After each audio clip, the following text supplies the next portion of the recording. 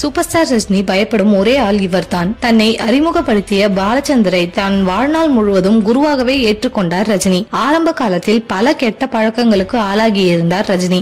யாருக்கும் அடங்காதவர், பாலச்சந்தருக்கு மட்டுமே அடங்குவார். இதை பற்றி பிரபல தயாரிப்பாளர் பிரமிடு நடராஜன் கூறுகையில், ரஜினிக்கும் பாலச்சந்தருக்கும் இடையில் அப்படி ஒரு அபூர்வமான உறவு இருந்தது. ரஜினியை எங்கு பார்க்கிறார்களோ இல்லையோ, பாலச்சந்தரின் அலுவலகம் சென்று பார்த்தால் அங்கு கண்டிப்பாக ரஜினி இருப்பார். அவரை தன் தெய்வமாக நினைத்து வந்தார் ரஜினி. பல சமயங்களில் ரஜினி கோபப்பட்டு பேசும்போது அவரை அடக்கக்கூடிய ஒரே ஆள் பாலச்சந்தர் மட்டும்தான். அந்த நேரத்தில் பாலச்சந்தர் முன்னாடி போய் நின்றால் போதும், அப்படியே புட்டி பாம்பாக அடங்கி விடுவார் ரஜினி. பாலச்சந்தர் சொல்வதையே தன்னுடைய தாரக மந்திரமாக ஏற்றுக்கொள்வார். ஒரு இயக்குனருக்கு கொடுக்க வேண்டிய மரியாதையை முறையாக கொடுத்தவர் ரஜினி. படப்பிடிப்பின் போது பாலச்சந்தர் அந்த பக்கம் இந்த பக்கம் நடந்தால் கூட அடிக்கடி எழுந்து நின்று மரியாதை கொடுப்பார் ரஜினி. இதை பற்றி பாலச்சந்தர் பிரமிடு நடராஜனிடம், நான் என்ன புலியா சிங்கமா, எதுக்கு ரஜினி இப்படி நடத்துகிறான் என கிண்டலாக கேட்டதும் உண்டு. பல படங்களை ரஜினியை வைத்து இயக்கிய பாலச்சந்தர் அதன் பிறகு ரஜினி கமலுடன் இணையவே இல்லை. அதற்கு காரணம் அவர்களின் அபார வளர்ச்சி என பிரமிடு நடராஜன் ஒரு பேட்டியில் கூறியிருக்கிறார்.